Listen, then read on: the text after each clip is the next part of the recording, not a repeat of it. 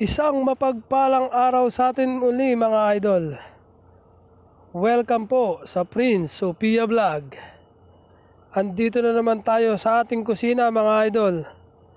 At ang ituturo ko sa inyong lulutuin ngayon mga idol ay kung paano magluto ng special na pininyahang manok.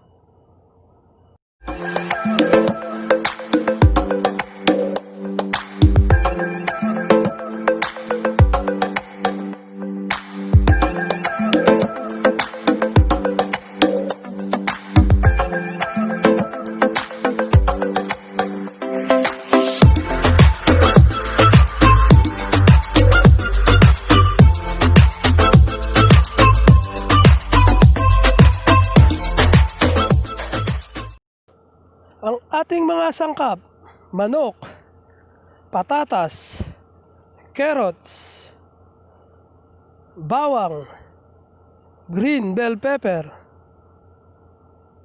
sibuyas, ang ating pineapple chunks, thick cream, mantika, patis, paminta, magic sarap at chicken broth cubes. Umpisahan na natin mga idol ang pagluluto. Una, magpainit tayo ng ating kawali at lagyan natin ng mantika. Pagkatapos ay igigisa na natin ang ating bawang. Haluin natin ng konti at ilagay na natin ang ating sibuyas.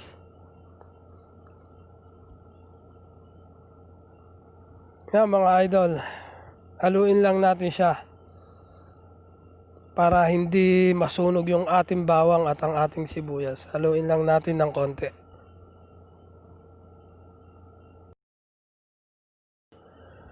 Kapag okay na yung bawang at sibuyas natin mga idol, ay ilalagay na natin dyan yung ating hinugasan na manok natin mga idol.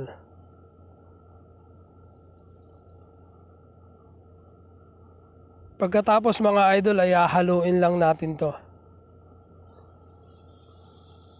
Etong special na pininyahang manok natin mga idol ay kung gusto nyo lutuin ay ilalagay ko sa description below kung ano yung mga ingredients niya para madali nyong mahanap o makita mga idol. Pwede nyo basahin yan sa description below. Yung mga idol, pagkatapos natin mahalo yung manok ay tatakpan lang natin siya para hintayin natin maluto. At habang hinihintay nating maluto yung ating manok mga idol ay magsasalang tayo ng kawali dun sa isang kalan. At lalagyan natin to ng mantika. At pagkatapos ay ipiprito natin yung ating patatas at carrots mga idol. Mas maganda kasi mga idol na ipiniprito natin tong carrots at patatas natin para pag nilagay natin sa manok ay hindi na natin hihintayin na palambutin siya. Tsaka mas medyo masarap yung lasa niyang patatas at carrots pagka pinrito mga idol. Yes mga idol, habang hinihintay natin maluto yung manok, ipiniprito naman natin yung carrots at patatas para hindi po sayang yung oras natin sa paghihintay na lumambot yung manok natin. Yung pagluto na yung kabila mga idol, ipi-flip lang natin siya para pantay yung pagkakaluto ng ating patatas at carrots. Tapos mga idol ay hihintayin na lang natin na maluto yan. Patatas at carrots natin mga idol. Sa ganitong paraan mga idol ay makakatipid ka ng oras. Kasi yung iba ang ginagawa mga idol ay una ipiprito muna yung patatas at carrots. Pagkatapos nilang iprito yung patatas at carrots ay tsaka nila lulutuin yung manok. Ito sinabay na natin mga idol para less tayo sa oras. At habang hinihintay nating maluto yan mga idol ay sisilipin natin yung manok natin dun sa kabilang kawali. Pagkatapos ay titimplahan natin tong ating manok mga idol. Lalagay na natin yung ating chicken broth cubes. Tapos paminta. Tapos durugin lang natin yung chicken broth cubes natin mga idol. Tapos ihahalo natin sa manok natin para lumasa siya. Tapos dagdagan din natin ng patis para mas malinamnam yung manok natin. Yan, ginagawa natin yan mga idol para ma-absorb nung ating manok yung lasa ng ating patis, ng ating chicken broth cubes. Kaya natin inilagay yan habang niluluto natin o ginigisa natin yung ating manok. Yan, pag na-flip na natin lahat siya mga idol ay tatakpan muna ulit natin siya.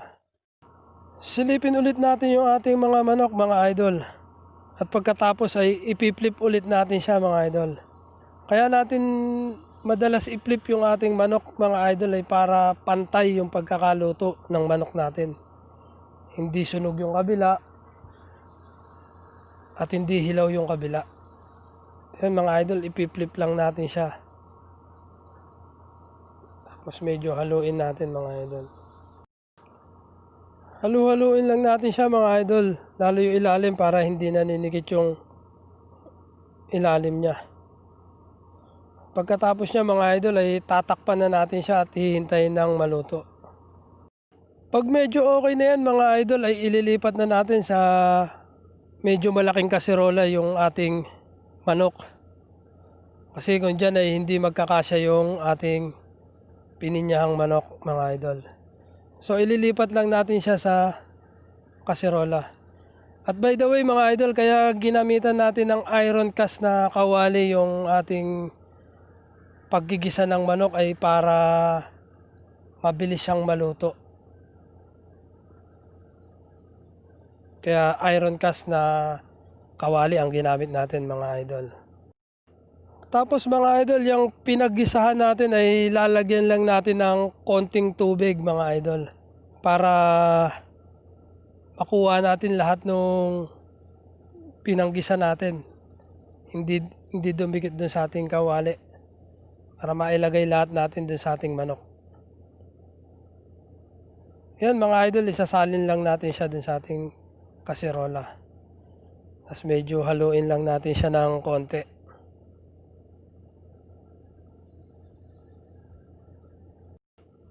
Yan mga idol, pagkatapos niyan ay ilalagay na natin yung ating pineapple chunks at yung ating pineapple juice. Mas maganda yan mga idol kung mas maraming pinya para lasan-lasa yung ating pinya. Takpan lang natin siya mga idol at pag kumukulo na ay ilalagay na natin yung ating pinritong patatas at carrots. Yan, makikita nyo mga idol, luto na yung patatas at carrots natin. So, hindi na tayo mag-aantay ng matagal para palambutin pa yung patatas at carrots natin. Lalagay lang natin lahat dyan mga idol. Pagkatapos ay tatakpan muna natin siya. Check ulit natin siya mga idol at pagkatapos ay haluin natin siya ng maigi. Para yung lasa ng manok natin ay mapunta din sa patatas at carrots natin. Mahalo yung lasa sa kanila. Tapos mga idol ay takpan lang natin siya ng mga ilang minuto. Check natin siya mga idol. Haluin natin ng konti at tikman natin yung lasa niya mga idol kung okay na sa atin, kung maalat ba o hindi. Kailangan natin siyang tikman mga idol. Katapos niya mga idol, kung hindi pa sapat sa inyo yung alat dagdagan natin siya ng patis. Dagdagan na rin natin siya ng paminta mga idol kung gusto niyo ng medyo maanghang ng konti yung ating pininyahang manok. Tapos mga idol, isusunod na natin dyan yung ating thick cream.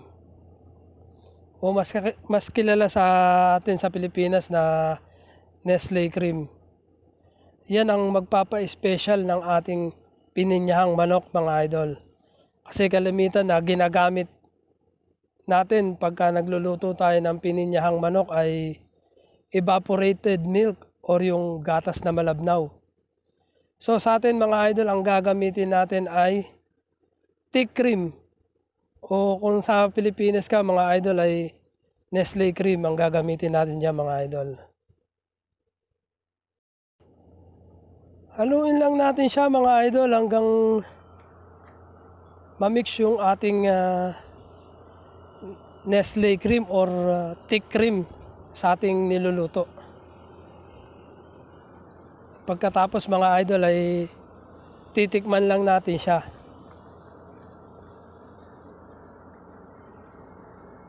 Pagkatapos mga idol, ilalagay na natin dyan yung ating magic sarap. Yan mga idol. Pagkalagay natin ng ating magic sarap ay tatakpan na lang natin siya mga idol. Yan mga idol, nag-meltdown na yung ating magic sarap. So haluin na natin ng gusto yung ating pininyahang manok para mas kumalat yung lasa. Pagkatapos mga idol, i-check lang natin yung ating manok kung luto na o pwede na yung manok natin. At kung medyo hindi pa mga idol ay ilubog natin siya dun sa sabaw para mas mabilis siyang maluto. At atin pong tatakpan yan mga idol. At pag alam na natin okay na yung manok natin mga idol ay ilalagay na natin yung ating green bell pepper at hahaluin na lang natin siya mga idol. Haluin lang natin ng konti mga idol at pag tinakpan natin yan ay ready to serve na ang ating pininyahang manok mga idol. So takpan na natin mga idol, ready to serve na yan. Yan na mga idol, ang finished product ng ating special pininyahang manok. Ready to serve na siya at pwede nang kainin. Siguradong maraming kanin ang makakain dyan mga idol sa napakasarap na special pininyahang manok. Kung nagustuhan nyo mga idol ang ating niluto ngayon at kung gusto nyo pa ng maraming recipe ay huwag nyo kalimutang mag-like at subscribe sa aking channel. At hit mo na rin yung notification bell para lagi kang updated sa mga susunod kong lulutuin. Maraming salamat sa inyong suporta mga idol. Lalo na pala kay Aso Edition. Sa mga may hilig din po dyan sa magagandang sapatos, ay huwag niyong kalimutang i-like, subscribe ang channel ni Aso Edition. Dahil siguradong mapapanood nyo rito ang magagandang sapatos na inyong nais. Ilalagay ko sa description below mga idol ang kanyang YouTube channel para madali nyong mahanap at masubscribe. Maraming salamat ulit sa inyo mga idol. Hanggang sa susunod na ating pagluluto.